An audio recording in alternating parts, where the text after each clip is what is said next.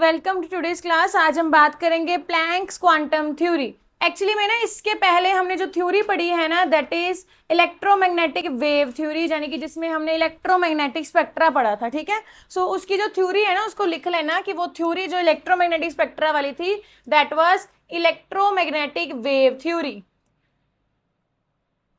जिसमें हमने स्पेक्ट्रा पढ़ा था सारे का सारा कि UV radiation, radio waves, IR, वो सारी थ्योरी कौन सी थी? Electromagnetic wave theory. मैंने आपको बताया था कि इलेक्ट्रोमैग्नेटिक वेव थ्योरी ये कहती है कि चाहे कोई भी पार्टिकल है उसको कौन सा नेचर है? Wave nature. कौन सा नेचर है? मतलब कि ऐसे ऐसे करके जा रहा है कोई भी पार्टिकल। तो इलेक्ट्रोमैग्नेटिक वेव थ्योरी कहती है कि चाहे हम भी हैं, हम भी कैसे मूव करते हैं? ऐसे ऐसे, लहरों के जैसे, वेव्स के जैसे। ये कोई भी जानवर है, कोई कीड़ी है, कोई भी माइक्रोस्कोपिक पार्टिकल कैसे जा रहा है? वेव के जैसे। जैसे कोई भी इलेक्ट्रॉन प्रोटॉन भी कैसे जा रहे हैं? वेव के जैसे। ये ईएम वेव थ्योरी ने बोला था। बट उसके बाद अगर आपको याद हो, मैंने फोटो इलेक्ट्रिक इफेक्ट करवाया था। फोटो इलेक्ट्रिक इफेक्ट में हमने बात की पार्टिकल नेचर की, कि जो भी कोई चीज है वो वेव नहीं है, पार्टिकल है। क्योंकि फोटो इलेक्ट्रिक इफेक्ट में हमने लाइट स्ट्राइक करवाई मेटल के ऊपर, एंड मेटल से क्या बाहर आए? इलेक्ट्रॉन। एक लाइट स्ट्राइक हुई, एक इलेक्ट्रॉन बाहर, दूसरी लाइट स्ट्राइक हुई, दूसरा इलेक्ट्रॉन बाहर। तो वो किसकी बात कर रही थी? पार्टिकल नेचर के बारे में। किसकी बात कर रही है? ठीक है, अब पार्टिकल नेचर को ही सपोर्ट करने के लिए नेक्स्ट थ्योरी आ रही है प्लैंक्स क्वांटम थ्योरी। कौन सी थ्योरी आ गई? इतना समझ आया? एक बार ओवरव्यू हो गया। इलेक्ट्रोमैग्नेटिक वेव थ्योरी पार्टिकल के कौन से नेचर की बात करती है? Wave nature. Wave nature. But जो वेव नेचर था वो अल्टीमेटली फेल हो चुका था, क्योंकि फोटो इलेक्ट्रिक इफेक्ट में हमने देखा कि लाइट बनी होती है फोटोन्स की। किसकी बनी होती है? जब एक फोटोन स्ट्राइक करता है तो एक इलेक्ट्रॉन बाहर आता है, दो फोटोन स्ट्राइक किए, दो इलेक्ट्रॉन बाहर आए, and so on. It means photo electric effect कौन से नेचर की बात करती है? पार्टिकल के पार्टिकल नेचर की ही बात करती है। ईएम वेव थ्योरी बात करी थी वेव नेचर की। इतना समझ में आ गया? अब पार्टिकल नेचर को ही सपोर्ट करने के लिए नेक्स्ट थ्योरी आ रही है प्लैंक्स क्वांटम थ्योरी। तो इतना लिख लिया पहले जो पुराना डिस्कस किया था। चलो, प्लैंक्स क्वांटम थ्योरी देखिए क्या कहती है। प्लैंक्स क्वांटम थ्योरी कहती है एनर्जी इज नॉट एमिटेड और absorbed continuously, it is emitted और absorbed in the form of, ये वेव पैकेट्स मत लिखना, in the form of packets और क्वांटा। वो कह रही है प्लैंक क्वांटम थ्योरी कि जो भी एनर्जी है वो पैकेट्स की फॉर्म में आ रही है। यानी कि फॉर एग्जांपल ये लाइट ऑन है, मान लीजिए ये लाइट ऑन है। इस लाइट जो जब लाइट हमने ऑन की ना तो क्या गिर रहे हैं? पैकेट्स गिर रहे हैं एनर्जी के। जैसे मान लीजिए कि हमने लाइट ऑन की, ऐसे लेज के पैकेट गिरने शुरू हो गए। ठीक है, तो वो क्या है? पैकेट की बनी हुई है एनर्जी। समझ में आ गया? लाइट भी एक तरह की एनर्जी है ना। तो प्लैंक ने बोला कि जो भी लाइट है वो किसकी बनी हुई है? पैकेट्स की बनी हुई है। सो ऐसे एनर्जी के पैकेट्स गिर रहे हैं जैसे ही हम लाइट को ऑन कर रहे हैं। ठीक है, वेव नहीं गिर रही। वेव गिर रही होती तो ऐसे वेव की फॉर्म में लाइट आती, बट इसने क्या बोला? किसकी फॉर्म में होती है? पैकेट्स की फॉर्म में। समझ में आ गया बच्चे? सो एनर्जी इज एमिटेड और अब्सॉर्ब कॉन्टिन्यूसली, कॉन्टिन्यूसली चलती है, एंड किसकी फॉर्म में चलती है? पैकेट्स। एक पैकेट को क्या बोलते हैं हम? क्वांटा। क्या बोलते हैं? क्या बोलते हैं एक पैकेट को? एंड लाइट के केस में हम क्वांटा को बोलते हैं फोटोन। लाइट के केस में हम पैकेट के क्या नाम देंगे? फोटोन।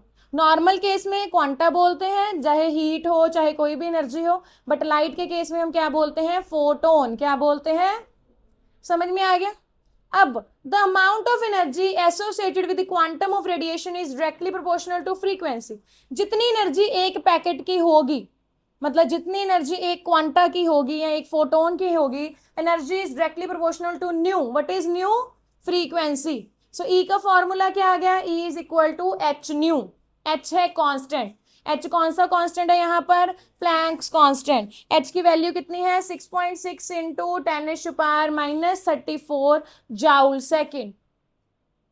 कितनी है एच की value? 6.6 into 10⁻⁻34 joule second. Joule second unit है। एंड अगर वो कह रहे हैं कि यहाँ एन नंबर ऑफ क्वांटाज आ गए, मतलब 10 क्वांटा आ गया, तो 10 के साथ मल्टीप्लाई कर दो। ठीक है, 100 क्वांटाज आ गए, मतलब 100 पैकेट्स आ गए, तो 100 के साथ मल्टीप्लाई कर दो। So this is Planck's quantum theory, very very important. अब ये जो प्लैंक्स क्वांटम थ्योरी है ये क्या कह रही है कि जब भी कोई एनर्जी आ रही है किसकी फॉर्म में आ रही है? इन the form of packets. Packets of energy. एक पैकेट को हम क्या कहते हैं? फोटोन। फोटोन लाइट के केस में कहते हैं, नॉर्मल केस में क्या कहते हैं? क्वांटा। ये जो क्वांटा है या ये जो पैकेट ऑफ एनर्जी है, इसकी एनर्जी कितनी है? E is equal to H nu. H nu. What is H here? Planck's constant. What is the value of H? 6.6 into 10 raised to power minus 34 joule second.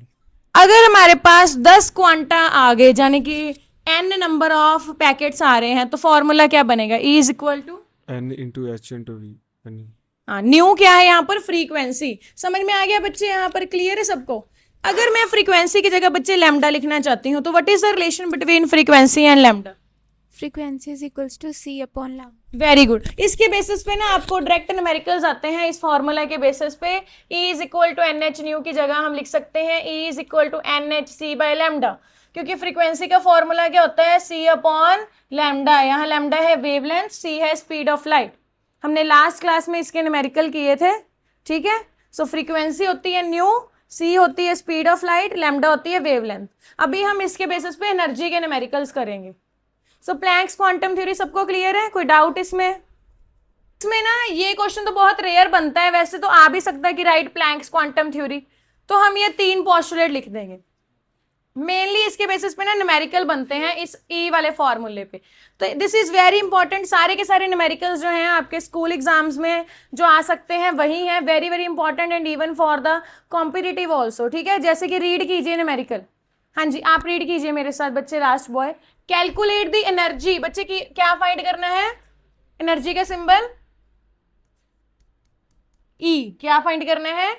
Of photon. Photon क्या होता है? Photon किसके बारे में बात करते हैं? Photon means light. Light के पार्टिकल्स को फोटोन्स बोलते हैं, ठीक है? Having wavelength of 0.50 angstrom. Wavelength का सिंबल क्या होता है? लैम्डा। 0.50 एंगस्ट्रॉन है। अब जिन बच्चों ने लास्ट क्लास नहीं लगाई तो प्लीज जाके वीडियो देख लें, बट स्टिल जिन्होंने लगाई है उनसे हम पूछ लेते हैं। हम एंगस्ट्रॉन को मीटर में करना चाहते हैं, तो हम किससे मल्टीप्लाई करें एंगस्ट्रॉन को मीटर में करने के लिए? To minus 10. Very good. 10⁻⁻10 किसके साथ मल्टीप्लाई करेंगे? 10⁻⁻10। मैंने लास्ट क्लास में करवाया था कन्वर्जन कि अगर एंगस्ट्रॉन को मीटर में करना है तो 10⁻⁻10 के साथ करेंगे, अगर नैनोमीटर को मीटर में करना है तो किसके साथ मल्टीप्लाई करेंगे? 10 नैनोमीटर को मीटर में, यस, -9, 10⁻⁻9। एंड अगर माइक्रोमीटर को करेंगे तो 10⁻⁻6 मीटर। ठीक है बच्चे? एक मैंने आपको करवाया था पिकोमीटर वाला। 1 picometre is equal to 10⁻⁻12 metre. तो ये सारी कन्वर्जन्स मैं करवा चुकी हूँ लास्ट क्लास में, तो देख लेना। अब देखिए यहाँ पर lambda given and E given के हैं। E का क्या फॉर्मूला है लैम्डा के साथ? E is equal to H C upon lambda. Very good. E is equal to H C upon lambda. हमने अभी डिस्कस किया है प्लैंक्स क्वांटम थ्योरी में कि E होता है H new, and H nu की जगह हम क्या पुट कर सकते हैं? न्यू की जगह एच सी अपॉन लैम्डा। बस वैल्यू पुट कर दो बच्चे। एच की वैल्यू हमने क्या पुट करनी है? Yes, what is the value of H? H की वैल्यू क्या पुट करें? 6.6 into 10 raised to power minus 34 joule second. Very good. 6.6 into 10⁻⁻34 हमने ये पुट कर दी। C की वैल्यू क्या होती है? 3 इंटू 10⁸8 मीटर पर सेकेंड एंड डिवाइड कर दिया लैम्डा के साथ। ठीक है, तो मैं यहाँ पर पुट कर रही हूँ 6.6 इंटू 10⁻⁻34, 3 इंटू 10⁸8 एंड लैम्डा कितनी है? 0.50 इंटू 10⁻⁻10। आंसर आपका जाउल में आ जाएगा बिकॉज एनर्जी जाउल में होती है। कैलकुलेशन करने के लिए ना मैं आपको बताती हूँ, एक चीज का ध्यान रखना, आप इसको अप्रोक्सीमेट लेके चल सकते हो। जैसे 6.6 है ना, इसको 6 लेके चल लो, आपका आंसर आसपास आ जाएगा। ध्यान से देखो, 6 इंटू 3, 0.50 को मैं 1/2 लिख लूं। 0.5 कितना होता है? 1/2 होता है, तो इसको मैं 1/2 लिख रही हूँ। 2 तो ऊपर ही चला जाएगा। अब बस 10 रेज़ टू पावर रह गई है मेरी। ऊपर कितनी है? -34 +8, नीचे वाली -10 ऊपर जाए कितनी बन जाएगी? +10। कितना आंसर आ गया? 10 + 8 18, 34 - 18 कितना होता है? 16 - 16। तो हमारा आंसर कितना आ गया? 6 3 18, 18 2 36 इंटू 10⁻⁻16। ठीक है, तो देखिए यहाँ पर मैंने 36 इंटू 10⁻⁻16 लिखा है, यहाँ पर आंसर कितना आया है एग्जैक्टली 3.9 इंटू 10⁻⁻15, यानी कि अगर मैं पॉइंट यहाँ पर लगा दूं तो मेरा आंसर भी कितना आ जाएगा 3.6 इंटू 10⁻⁻15। बट अगर मैं ऐसे भी लिख रही हूँ ना तो गलत नहीं है ये, ठीक है, क्योंकि अगर हम डेसिमल शिफ्ट करते हैं तो जो पावर है हमारी प्लस हो जाती होती है, तो यहाँ पर पावर ऐड होगी तो -16 से -15 होगी। अब ये कैलकुलेशन पता चली कितनी इजीली की है मैंने। आप लोग भी ऐसे कर सकते हो क्योंकि सीबीएसई आईसीएसई को कैलकुलेटर्स नहीं अलाउड है।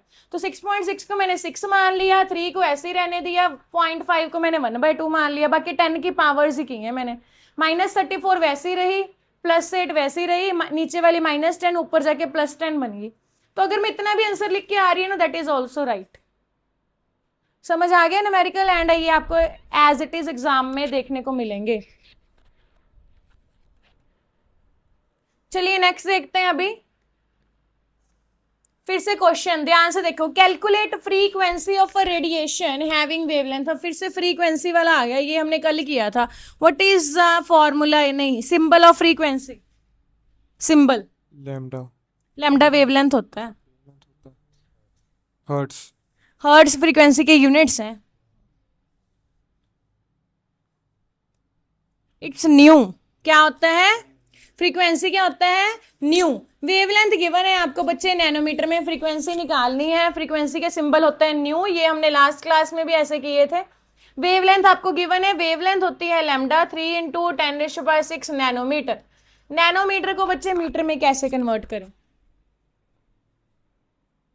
1 nanometre is equal to how many metres?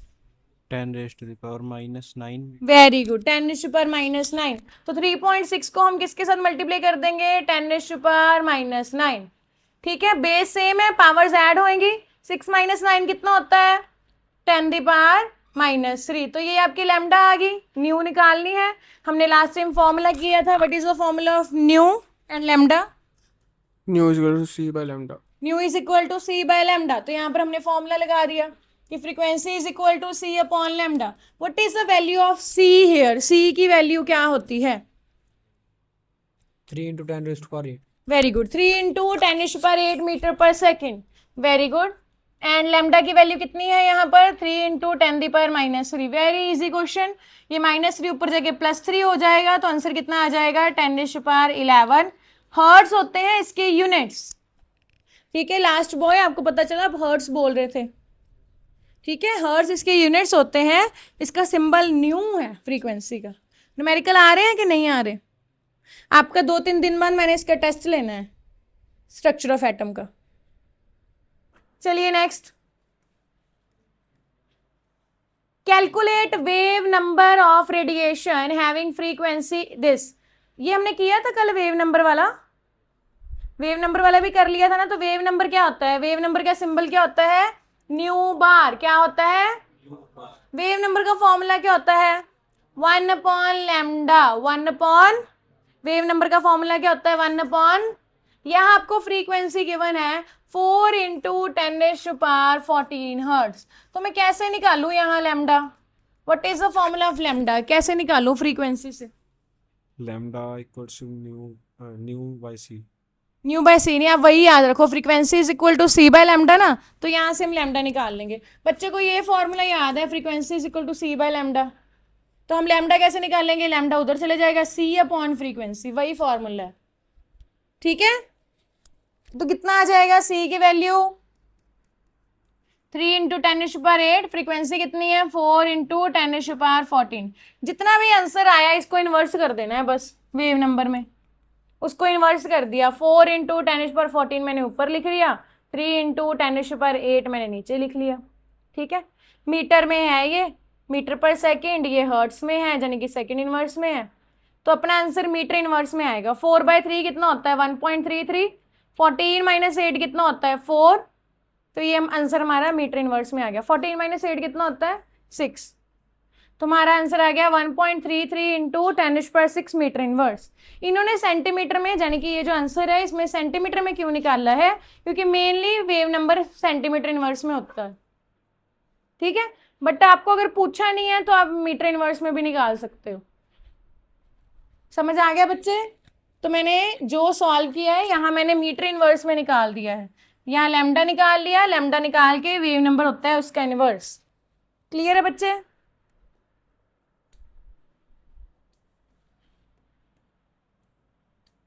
Okay, calculate frequency and time period of a wave with wavelength this. तो आपको वेवलेंथ गिवन है, वेवलेंथ होती है लैम्डा 3 × 10⁶ नैनोमीटर।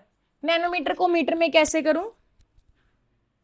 10 के साथ मल्टीप्लाई करके 10 के साथ, 10 रेस्ट पर -10 -10 -9 -9 के साथ। पहले तो इसको मीटर में कर लेंगे, कितना आंसर आ जाएगा एनीबडी? -3 मीटर। ठीक है, ये आ गया। फ्रीक्वेंसी कैसे निकालेंगे? लैम्डा गिवन है, अभी अभी किया है जस्ट डिस्कस, हमने कल भी किए थे। फ्रीक्वेंसी का फॉर्मूला C/λ। C/λ लगा दो तो फ्रीक्वेंसी आ जाएगी।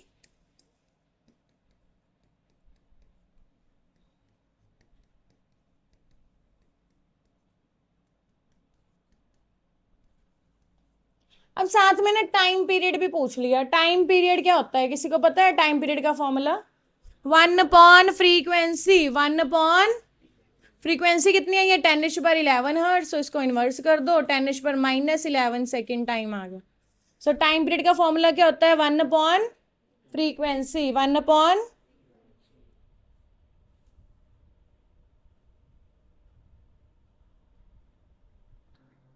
चलिए फिर नेक्स्ट क्वेश्चन करते हैं।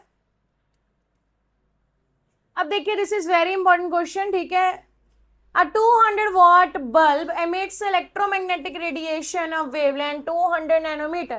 200 watt बल्ब है, मतलब ये पावर है। कितनी है पावर? 200 watt। ठीक है, पावर का फॉर्मूला होता है N × E, N × एनर्जी। तो यहाँ पर एनर्जी का फॉर्मूला हम कौन सा पुट करेंगे? हमें वेवलेंथ गिवन है, वेवलेंथ कितनी है? 200 नैनोमीटर। तो एनर्जी का नैनोमीटर वाला फॉर्मूला क्या है? E = कितना, मतलब वेवलेंथ वाला फॉर्मूला क्या है? E = वेवलेंथ वाला फॉर्मूला क्या है? 1/, कौन सा? E का फॉर्मूला क्या है एनर्जी का? आज ही हमने प्लैंक में डिस्कस किया है, ध्यान नहीं है क्लास में? E का formula E is equal to h nu। H new. ये न्यू की जगह हम क्या पुट कर सकते हैं लैम्डा की टर्म में? फ्रीक्वेंसी का फॉर्मूला क्या है लैम्डा वाला? तो E का क्या बन गया? E = hc/λ। ठीक है, E का फॉर्मूला होता है hc/λ, जो हम यहाँ पर पुट करेंगे। तो यहाँ पर P = n hc/λ। ठीक है, वैल्यू पुट करनी है। पावर कितनी है बच्चे? 200। यहाँ पर कह रहे हैं calculate the number of photons emitted. Number मतलब n निकालना है। H की वैल्यू कितनी पुट करें? What is the value of H here? 6 × 10⁻34। 6.6 × 10⁻34 into C की वैल्यू कितनी पुट करें? 3 × 10⁸। लैम्डा की वैल्यू कितनी पुट करें? यहाँ 200 नैनोमीटर है, नैनोमीटर को पहले मीटर में कर लो बच्चे। किसके साथ मल्टीप्लाई करें नैनोमीटर को मीटर में करने के लिए? 10⁻⁻9। बस इसको सॉल्व कर लो। ठीक है, n निकालनी है हमें। से ये 200 × 200 उधर चला जाएगा, इंटू 10⁻⁻9 डिवाइड में ये सारा आ जाएगा 6 × 10⁻34 इंटू 3 × 10⁸, ये आपकी आ गई n। देख लीजिए कितना आंसर आता है इसको कट करके। तो जितना भी आंसर आएगा that will be your value of n। अगर किसी ने सॉल्व कर लिया तो बता देना। तो यहाँ पर मैंने सॉल्व किया है, मैंने 200 × 200 2 × 2 लिख लिया, एंड जो इसकी 2 0 हैं उनको 10⁻4 लिख लिया। तो सारी 10 की पावर इकट्ठी कर दी, ऊपर इन दोनों को 10⁻4 लिख लिया, इन -9 -34 ऊपर आके +34 हो गया, +8 -8 हो गया। इस पूरे को सॉल्व करने से मेरा आ गया 10⁻21। इसको मैंने सॉल्व किया, ये आ गया 2/9। 2/9 कितना होता है? अप्रॉक्सीमेटली 0.2, क्योंकि 9 × 18 तो यहाँ पर अप्रोक्सीमेटली 0.2 इंटू 10⁻21 यानी कि 2 इंटू 10⁻20 समथिंग आंसर आ जाएगा। ठीक है बच्चे, आप इसकी कैलकुलेशन सारी घर पे खुद कर सकते हो। तो मैंने अभी अभी इंस्टेंटली जस्ट की है सो दैट आपको पता चल जाए आपका भी इतना कुछ आ रहा है कि नहीं।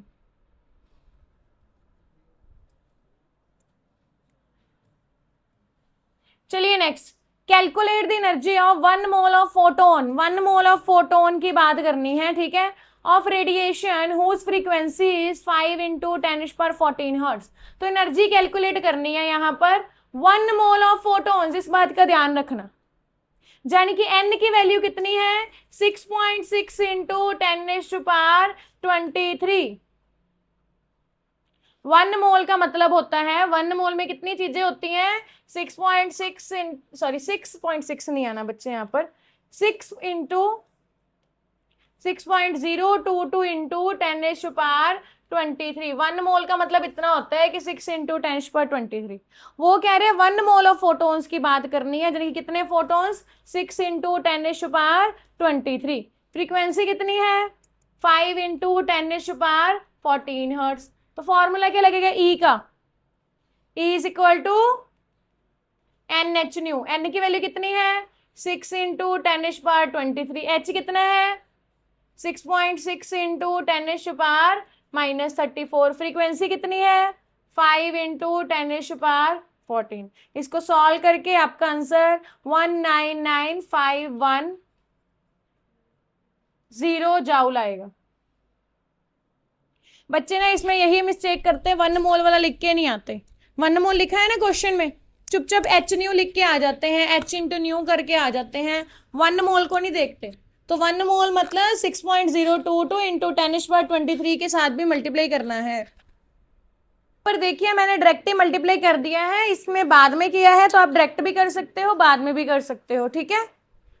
1 मोल मीन्स किसके साथ मल्टीप्लाई करना है 6.022 इंटू 10⁻23। 1 मोल मीन्स किसके साथ मल्टीप्लाई करना है 10⁻23। 6.02। ठीक है बच्चे, समझ में आ गया, क्लियर है। चलिए नेक्स्ट। ओके अब ना आपका ये वाला टॉपिक जो है फिनिश हो चुका है। तो इससे आपने अभी क्या सीखा, आपने ना इसके बेसिस पे न्यूमेरिकल घर पे ट्राई करने हैं। फॉर्मूला मैं आपको बता रही हूं, एक तो frequency is equal to C/λ। इसके बेसिस पे न्यूमेरिकल्स जितने मैंने करवाए चाहे उतने ही बार बार ट्राई कर लेना, ठीक है। एक wave number is equal to 1/λ होता है। फॉर्मूलाज लिख लेना, इसके बेसिस पे क्वेश्चन आएंगे। ये पता है ना क्या है, this is wave number, this is wave length, this is frequency.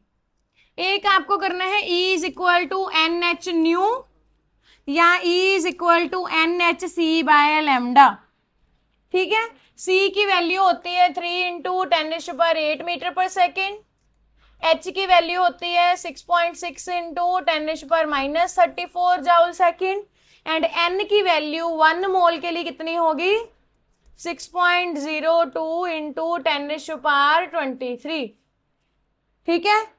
जो यूनिट कन्वर्जन है 1 nanometre is equal to 10⁻⁻9 metre, 1 angstrom is equal to 10⁻⁻10 metre, 1 picometre is equal to 10⁻⁻12 metre, and 1 micrometre is equal to 10⁻⁻6 metre. तो ये सारी बातें आपको ध्यान में होनी चाहिए, इसके बेसिस पे ही डायरेक्टली क्वेश्चन आता है। फ्रीक्वेंसी के यूनिट्स क्या होते हैं, फ्रीक्वेंसी के आएंगे आपके यूनिट्स हर्ट्ज और सेकेंड इनवर्स, लैम्डा के मीटर, ठीक है। वेव नंबर के आएंगे मीटर इनवर्स और सेंटीमीटर इनवर्स, एनर्जी के जाउल। तो इस बात का ध्यान रखना, आपको यूनिट्स भी मेंशन करने हैं, ठीक है। सो ये आपकी एक शीट है जिसको आप अगर ध्यान में रखोगे तो आपके कितने ही न्यूमेरिकल सॉल्व हो जाएंगे। ये वाला, इसको आप हाईलाइट करके नोट डाउन कर सकते हो। इसको मैं ना वैसे इंक्लूड कर दूंगी आपके PDF में। चलिए, सो ये हमने रिवाइज कर लिए सारे के सारे इसके बेसिस पे फॉर्मूलाज जिसके बेसिस पे न्यूमेरिकल आते हैं। अब नेक्स्ट हमारा जो टॉपिक है स्पेक्ट्रा या स्पेक्ट्रम के बेसिस पे है। किसी ने प्रिज्म देखा है, प्रिज्म देखा है, ठीक है। जब प्रिज्म से आपको ना लोअर क्लास 7th 8th में एक्सपेरिमेंट करवाया जाता है कि प्रिज्म में से लाइट पास करवाओ, करवाइए कभी प्रिज्म में से लाइट पास। तो जब प्रिज्म में से लाइट पास करवाते हैं तो हमें क्या मिलता है, स्पेक्ट्रा, यानी कि हमें विबग्योर और 7 कलर का बैंड मिलता है, रेनबो टाइप मिलता है कि नहीं। देखा है ना कभी एक्सपेरिमेंट करवाते हैं, प्रिज्म में से जब लाइट पास करवाते हैं तो हमें रेनबो जैसे 7 कलर्स देखने को मिलते हैं। इसको बोलते हैं स्पेक्ट्रा। क्या बोलते हैं, स्पेक्ट्रा। तो ऐसा ही स्पेक्ट्रा हमारा, एंड इस फिनोमेना को बोलते हैं स्पेक्ट्रम।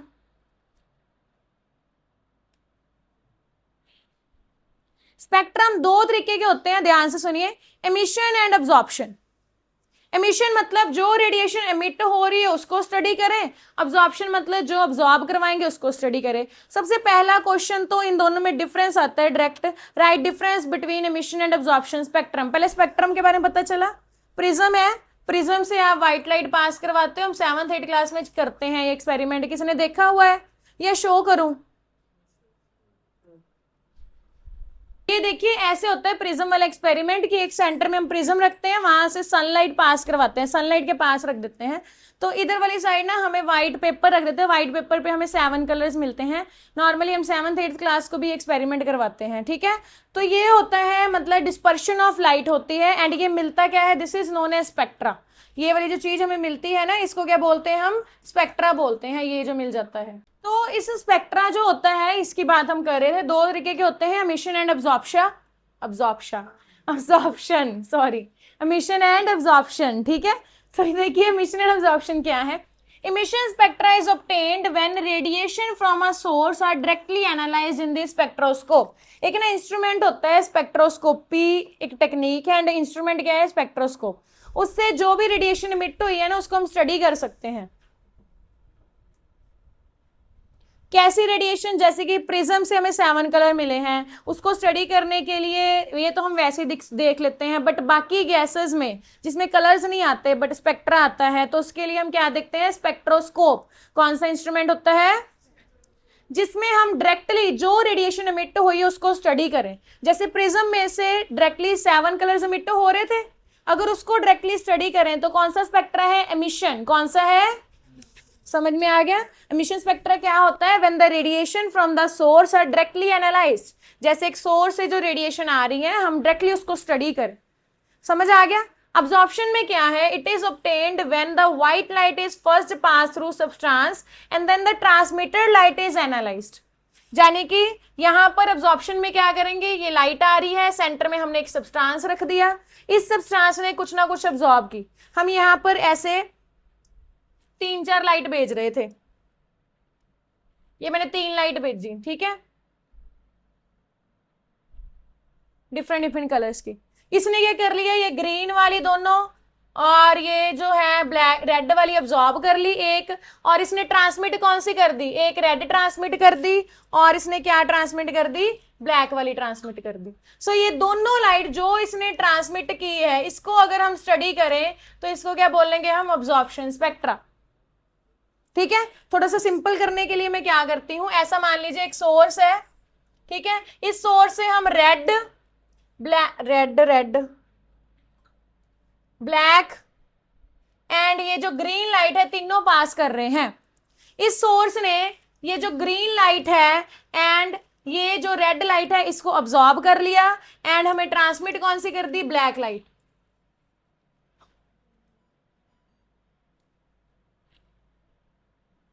ये ब्लैक लाइट ट्रांसमिट कर दी। सो जो इसने अब्सॉर्ब कर ली उसको नहीं देखना, जो इसने ट्रांसमिट किया अगर वो स्टडी करे तो वो क्या है, अब्सॉर्प्शन स्पेक्ट्रा। समझ में आ गया। उसमें क्या है, डायरेक्टली जो तीनों लाइट जो सोर्स से आ रही थी, लाइक मान लीजिए एक अपनी आ रही है ब्लैक आ रही है, एक अपनी आ रही है रेड आ रही है, फिर से ब्लैक ही आ गई, कलर का क्या है इसका, एक अपनी आ रही है रेड आ रही है, ठीक है, एंड एक कौन सी आ रही है, ये ग्रीन। अगर ये तीनों की तीनों मिट हो रही है, तीनों को स्टडी करें तो एमिशन है, बट अब्जॉर्प्शन में एक हम सब्सटेंस रख देंगे सेंटर में, सेंटर वाला कुछ ना कुछ अब्सॉर्ब कर लेगा, एंड जो ट्रांसमिट है वो स्टडी करेंगे तो कौन सी हो जाएगी, अब्जॉर्प्शन स्पेक्ट्रा। समझ में आ गया बच्चे। चलिए अब देखो इसमें क्या है और difference, it is form due to emission of energy. ये किससे बनता है? एमिशन से बनता है। ये किससे बनता है? अब्जॉर्प्शन से बनता है। समझ में आ गया ना? वो एमिशन वाला एमिशन से, अब्जॉर्प्शन वाला अब्जॉर्प्शन से। It consist of bright colour lines on dark background.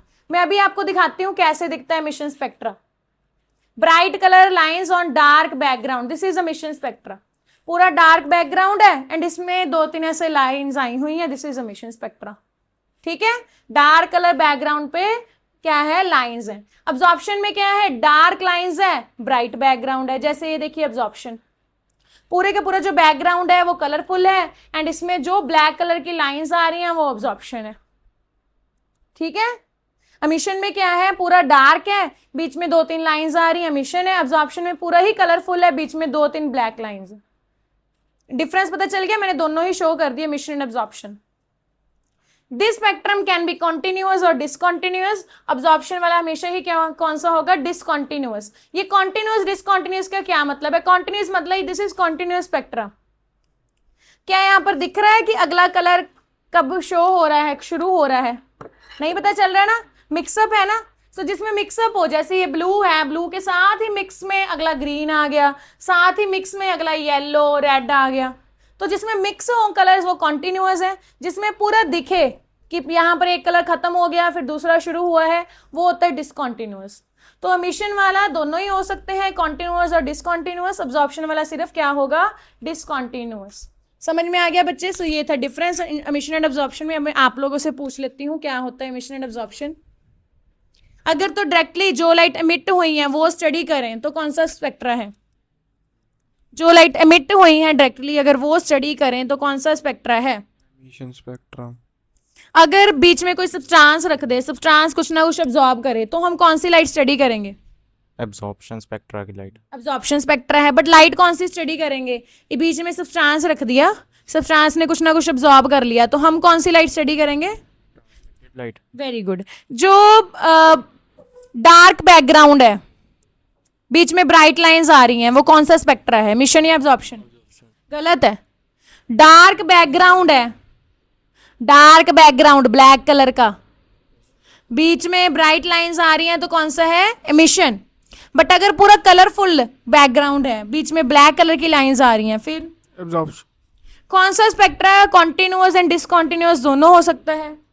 Emission. And absorption क्या होता है? सिर्फ डिसकंटिन्यूअस। समझ आ गया बच्चे? डिफरेंस याद हो गया? सो एमिशन स्पेक्ट्रा कैसे बनता है? जब हम कौन सी लाइट स्टडी करें? Ma'am bright light. Bright light? पता नहीं मैम। कौन सी लाइट स्टडी करें? Dark. डार्क। एमिटेड लाइट कौन सी लाइट स्टडी करें? अब्जॉर्प्शन कब बनता है? जब ट्रांसमिटेड लाइट स्टडी। जब ट्रांसमिटेड लाइट स्टडी करें। एमिशन स्पेक्ट्रा कौन सा हो सकता है? कॉन्टिन्यूअस, डिसकॉन्टिन्यूअस और both? Both. Absorption? Discontinuous. Emission spectra दिखता कैसे है? Dark background black line, bright lines, या bright background dark lines? Bright light. And absorption spectra कैसे दिखता है? Lines, bright background. समझ आ गया बच्चे एमिशन एब्जॉर्प्शन में डिफरेंस? डायरेक्ट आपको एग्जाम में क्वेश्चन आता है, right difference between emission and absorption spectrum. याद हो गया? ये देखिए मैंने आपको दिखाई दिया है। कॉन्टिन्यूअस स्पेक्ट्रा भी आपको बता दिया। कॉन्टिन्यूअस मतलब पूरा एक के साथ मैच कर रहा है दूसरा, ठीक है। एमिशन की लाइंस ऐसे आती हैं एंड एब्जॉर्प्शन की लाइंस ऐसे आती हैं। दिख गया ना? अभी याद रहेगा आपको। ओके, अब हमारे में आ गया जो वेरी वेरी इंपॉर्टेंट, हाइड्रोजन का स्पेक्ट्रम। अभी तो हम व्हाइट लाइट प्रिज्म से पास कर रहे थे, अब हाइड्रोजन का स्पेक्ट्रम देखना है। This is very very very important for your class, ठीक है। मतलब कि करना क्या है, हाइड्रोजन गैस को एक ट्यूब में रख लो। इमेजिन करो, रख लिया? रख लिया हाइड्रोजन गैस को ट्यूब में। जब हाइड्रोजन गैस को ट्यूब में रखा तो उससे ना इलेक्ट्रिक करंट पास करवा दो। करवा दिया electric current pass. Hydrogen gas को एक कांच की ट्यूब में रख लो, जैसे डिस्चार्ज ट्यूब थी, तो उसमें से ना इलेक्ट्रिक करंट पास करवा दो। मतलब कैथोड एनोड लगा के जैसे हम डिस्चार्ज ट्यूब में लगाते थे, करंट पास करवा दिया। अब इसके साथ ना आपने एक इंस्ट्रूमेंट कनेक्ट कर दिया, स्पेक्ट्रोस्कोप। जब आपने इंस्ट्रूमेंट कनेक्ट किया तो आपको ना ऐसे करके एक स्पेक्ट्रा मिल गया। दिख रहा है स्पेक्ट्रा? ऐसे करके वो इंस्ट्रूमेंट के ना अंदर स्पेक्ट्रा आया। पता चला आपने क्या किया है? कौन सी गैस ली आपने? क्या पास करवाया? इलेक्ट्रिसिटी पास करवाई, एंड आपने एक इंस्ट्रूमेंट कनेक्ट किया साथ में, स्पेक्ट्रोस्कोप, तो आपको ये ना आपको आपको स्पेक्ट्रा आया, ठीक है। नाउ द थिंग इज, ये स्पेक्ट्रा क्यों आया, आपको ऐसी लाइट्स दिख गई, लाइंस दिखेंगी, डिफरेंट डिफरेंट लाइंस, मतलब कोई लाइन आई है 400 वेवलेंथ पे, कोई 450 वेवलेंथ पे, कि कोई 500 पे, कोई 550, कोई 600, कोई 650 एंड सो ऑन, ऐसे डिफरेंट डिफरेंट वेवलेंथ पे ना लाइंस आ चुकी हैं। अब ये लाइंस क्यों आई है, क्या है हाइड्रोजन स्पेक्ट्रा, उसके बारे में बात करने लगे हैं। पहले पता चल गया करना क्या है, बोलिए पता चला या नहीं, तो क्या करना है।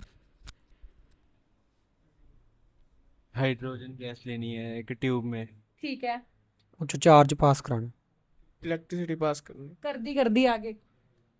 स्पेक्ट्रा मिल रही है बस। स्पेक्ट्रा मिलेगा स्पेक्ट्रोस्कोप से, ठीक है बच्चे। अब देखिए रीड कीजिए यहाँ पर, when an electron in hydrogen atom transitions between energy level it emit और अब्सॉर्ब लाइट।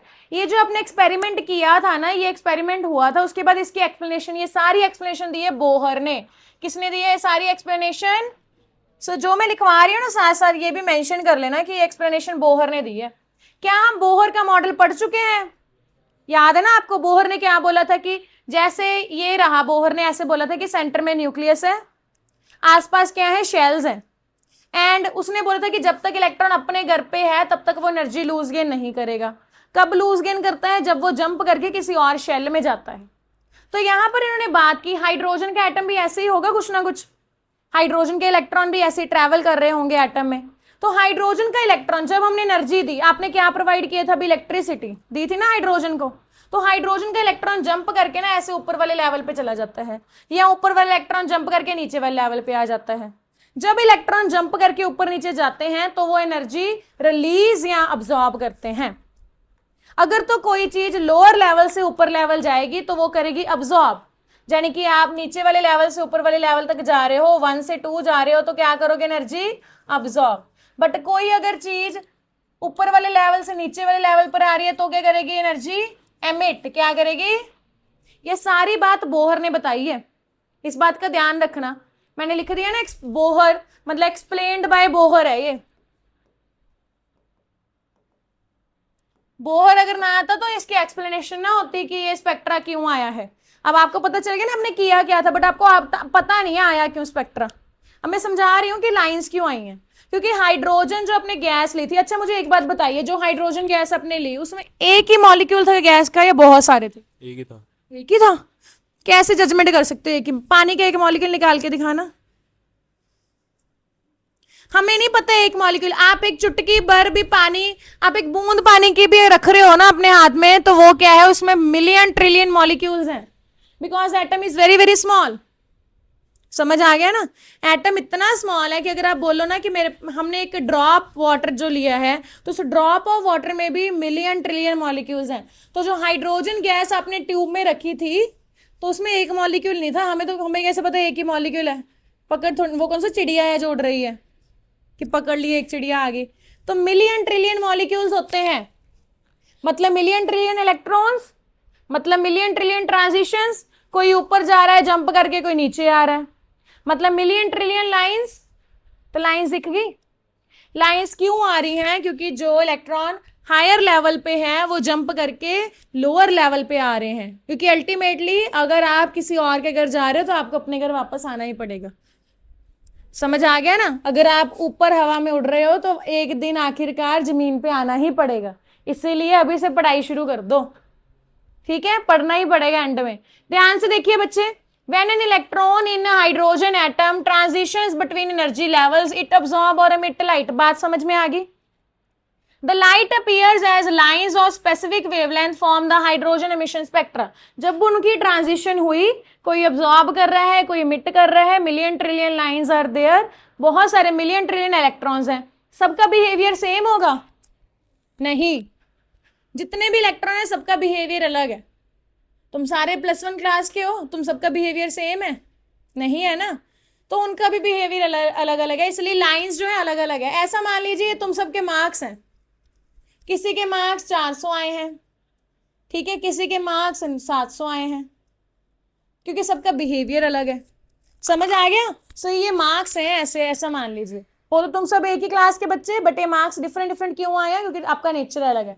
किसी की ट्रांजिशन कोई अभी तक बहुत हाई लेवल पे पहुंचा हुआ है तो उसको टाइम लगेगा लो लेवल पे आने के लिए। कोई बच्चा ग्राउंड शीट पे रह के ही सारा कुछ पढ़ रहा है तो उसको कम टाइम लगेगा। तो इस हिसाब से अब समझ आ गया बच्चे? तो देखिए हाइड्रोजन स्पेक्ट्रा जो है ये सारे का सारा बोहर ने एक्सप्लेन किया था कि ये जो है कैसे यहाँ पर लाइंस आई हैं। एक मिनट में इसको साइड पे कर दूं। अब देखिए ये जो लाइंस हैं, कौन सी लाइन जो है कौन सी वेवलेंथ पे आएगी उसको फाइंड करने के लिए एक फॉर्मूला डिस्कस करते हैं, रिडबर्ग फॉर्मूला। रिडबर्ग एक साइंटिस्ट था जिसने फॉर्मूला दिया था। वो रिडबर्ग कहता है कि अगर आप मुझे ये बता दो ना कि जो अभी इलेक्ट्रॉन है कौन से लेवल पे है इस टाइम पे, एंड उसने जंप करके कौन से लेवल पे आना है, तो मैं आपको वेवलेंथ बता सकता हूँ। So this formula is very very important, Rydberg formula. 1/λ is equal to RH 1/n1 square minus 1/n2 square. Very very important, ठीक है। फॉर्मूला याद कीजिए, बोलिए सारे बच्चे loudly. 1/λ is equal to 1/RH into 1/n square n1 square minus 1/n2 square.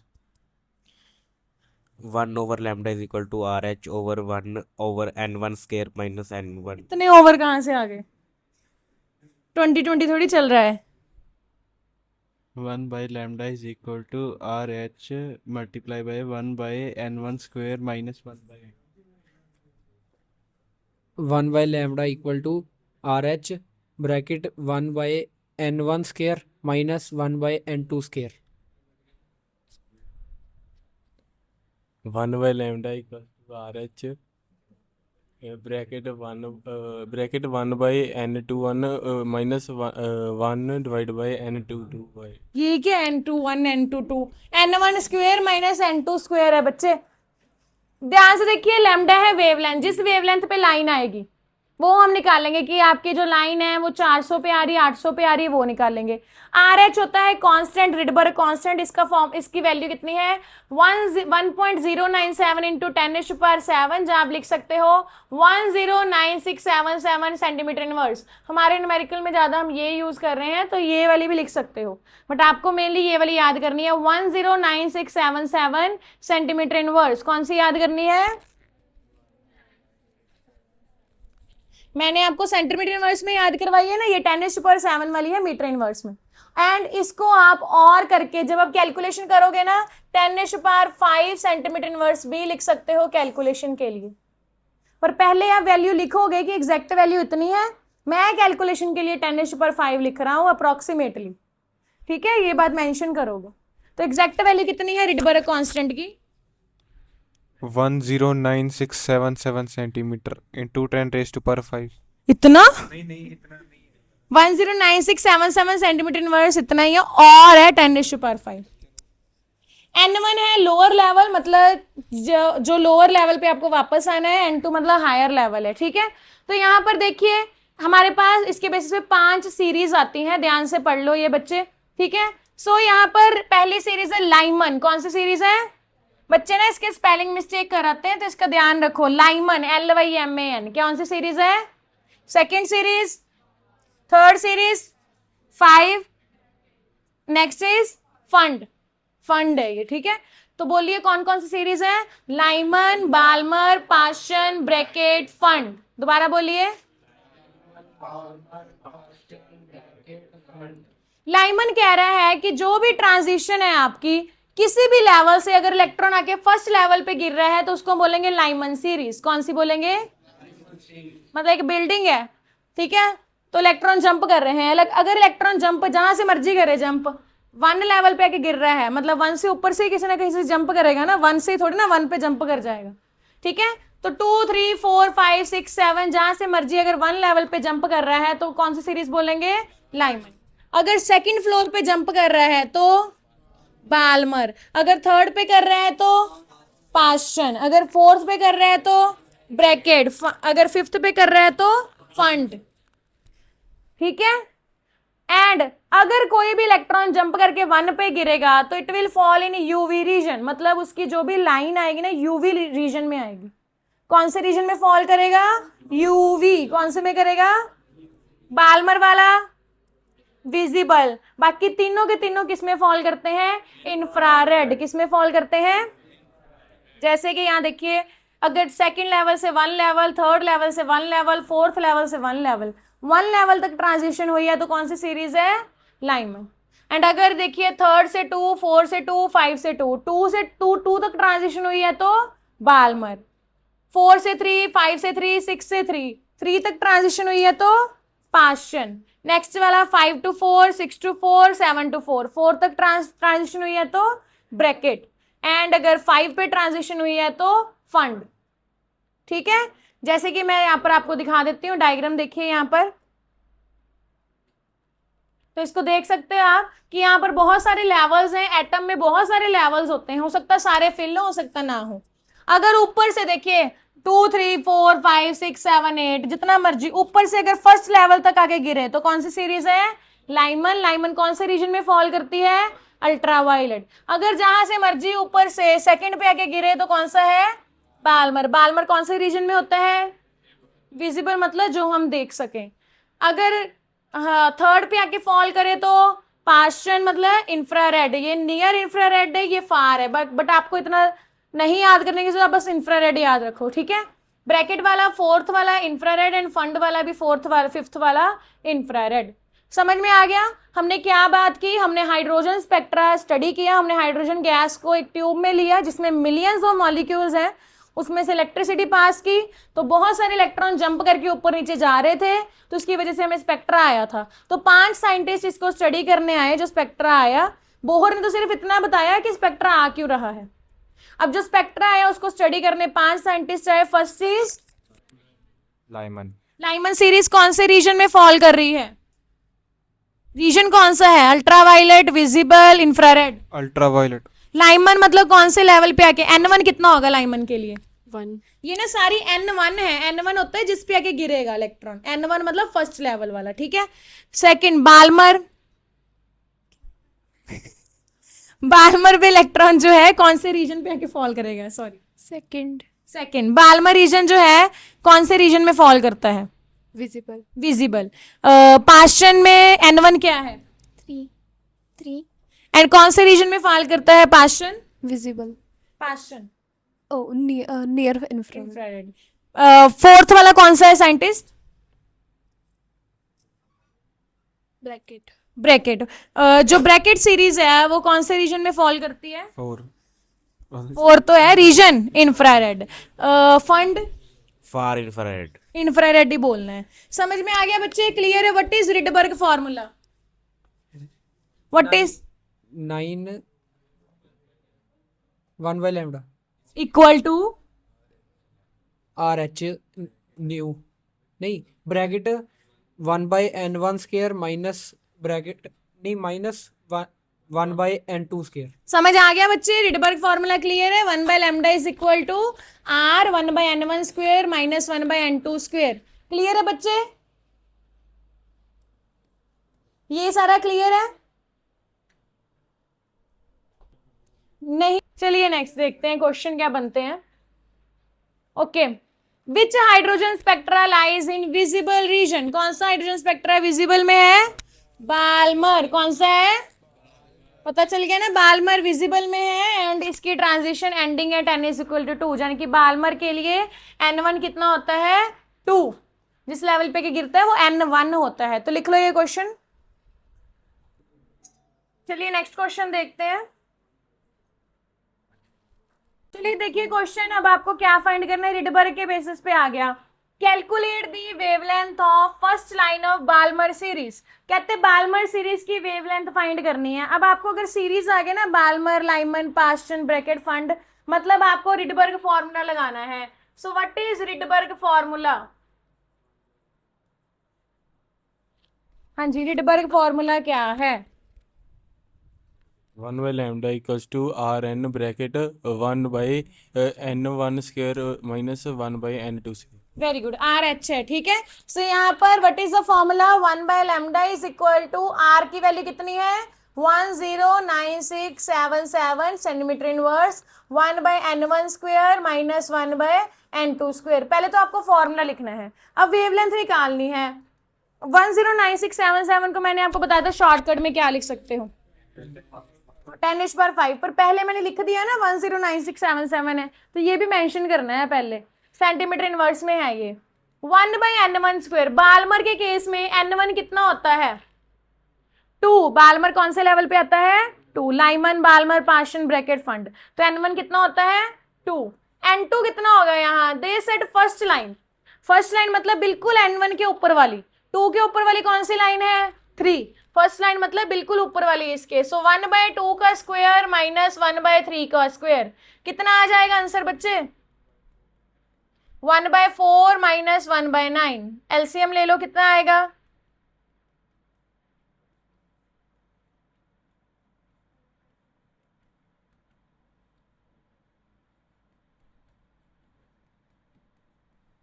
इतना आ गया बच्चे।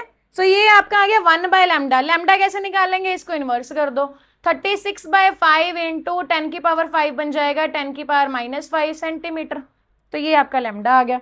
36/5 का कितना आंसर आएगा 7.2 इंटू 10⁻⁻5 सेंटीमीटर। ठीक है, ये जो आंसर आया है ना ये मीटर में आया है, मैंने क्या निकाला है सेंटीमीटर में निकाला है, तो एक ही बात है, तो वहां 6.5 है तो एक ही बात है, तो कोई दिक्कत नहीं है। हमने क्योंकि अप्रोक्सीमेट लेके चले हैं, हम 109677 को 10⁵ मान के चले हैं।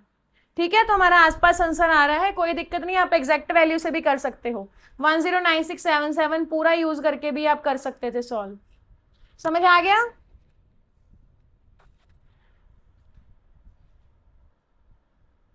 वेरी वेरी इंपॉर्टेंट है ये न्यूमेरिकल, रिडबर्ग के बेसिस पे आपको एक ना एक न्यूमेरिकल एग्जाम में आएगा ही। ठीक है, सो नेक्स्ट देखते हैं रिडबर्ग वाला, मैं ना आंसर नहीं शो करती इतना ही दिखाती हूँ बस। कैलकुलेट दी वेव, ये वाला देखना है, वो हमने कर लिया है। Calculate the wave number for a transition, what is the symbol of wave number, ऐसे ना आंसर मैंने ऐसे ही शो कर दिया, नेक्स्ट टाइम मैंने शो नहीं करने। वेव नंबर का सिंबल न्यू बार, फॉर्मूला क्या होता है, वेव नंबर निकालना है, वेव नंबर का फॉर्मूला क्या होता है 1/λ, क्या होता है 1/λ। For a transition from n is equal to 4 to n is equal to 2, आपकी transition n is equal to 4 से लेके n इज इक्वल टू 2 तक हो रही है, सो अगेन 1/λ निकालना है। 1/λ के लिए हम रिडबर्ग इक्वेशन यूज करेंगे, क्या फॉर्मूला है रिडबर्ग का, 1/λ is equal to RH bracket 1/n1² minus 1/n2²। Very good. R H की वैल्यू कितनी है RH की 10⁵ 10⁵ तो हम यूज करते हैं, एग्जैक्ट वैल्यू क्या है 109677 सेंटीमीटर इनवर्स, इस बात का ध्यान रखना सेंटीमीटर इनवर्स में है। सो 109677 सेंटीमीटर इनवर्स ये हम यूज करते हैं 1/n1² माइनस 1/n2², एंड हमें ये वेव नंबर दे देगा डायरेक्टली जो भी आंसर आएगा। ठीक है, वेव नंबर 1/λ होता है ना, सो 109677 सेंटीमीटर इनवर्स इंटू 1/, यहाँ पर n1 एंड n2 क्या पुट करें, आपकी लेवल 2 है 4 एंड 2, n1 क्या होगा 4 या 2 2, लोअर वाला लेवल हमेशा n1 होता है, इस बात का ध्यान रखो, लिखो ये lower level is always n1, यानी कि n2 will always greater than n1, n2 हमेशा n1 से ग्रेटर होगा। ठीक है, सो लोअर लेवल इज n1, यानी कि वो होगा 2 का स्क्वायर माइनस n2 कितना है 4 का स्क्वायर, आंसर कितना आ गया, इसको मैं 10⁵ लिख रही हूँ सेंटीमीटर इनवर्स 1/4 माइनस 1/16, इसका एलसीएम कितना आएगा बच्चे, कितना आएगा एलसीएम 16, हमारा आंसर आ गया 3/16 इंटू 10⁵ सेंटीमीटर इनवर्स, एंड हमें वेव नंबर ही पूछा था तो यही आंसर है। आप 3/16 को सॉल्व भी कर सकते हो, कितना आएगा। ठीक है, क्लियर है, स्टेटमेंट नीचे वाली है, मैंने पूरा सॉल्व करवा दिया। किसने किया 3/16 को सॉल्व,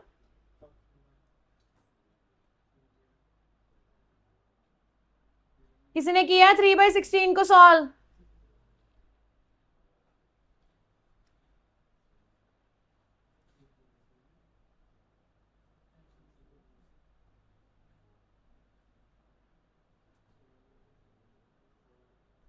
0.10 समथिंग आएगा, है ना। चलिए आगे बढ़ते हैं, लिख लिया बच्चे।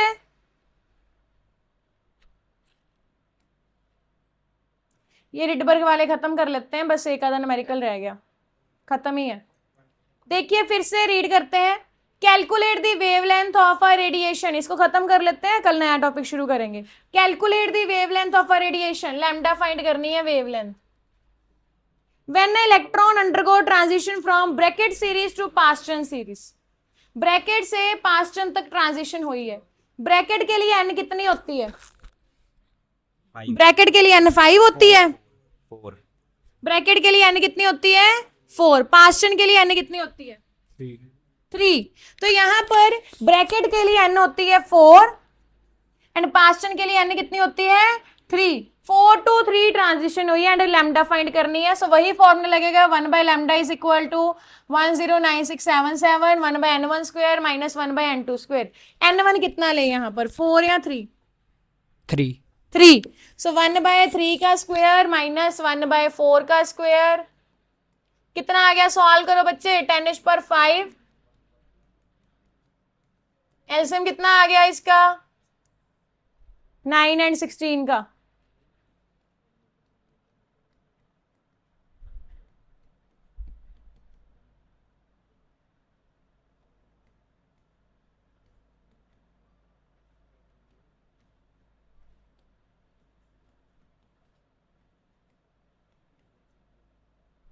आपकी लैम्डा आ गई 16 × 9 by 5 × 10⁻⁻5 सेंटीमीटर।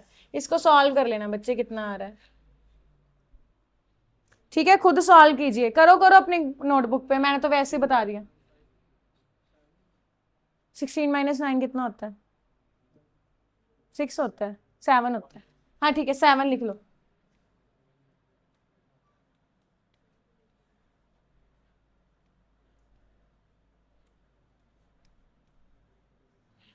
ठीक है बच्चे,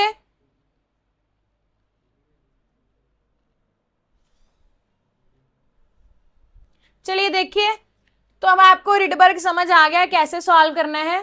तो ये जो है रिडबर्ग का लास्ट क्वेश्चन है, लिख लीजिए ये, ठीक है। स्टेटमेंट नोट डाउन कर लीजिए, कैलकुलेट दी शॉर्टेस्ट वेवलेंथ और लिमिटिंग लाइन। बस इसमें इतना ध्यान रखो, जब भी आपको शॉर्टेस्ट वेवलेंथ या लिमिटिंग लाइन वर्ड यूज किया हो, then use n2 is equal to infinity. कितना यूज करना है? n2। बाकी सारा आप खुद सॉल्व करोगे। अगर आपको पूछा हो लॉन्गेस्ट वेवलेंथ, तो n2 यूज करना होता है नेक्स्ट नंबर। तो दिस इज योर होमवर्क, ये क्वेश्चन। बस आपको जो शॉर्टेस्ट वेवलेंथ और लिमिटिंग लाइन पूछा है, तो n2 कितना पुट करना है? इन्फिनिटी। तो बाल्मर सीरीज है, n1 कितना पुट करेंगे?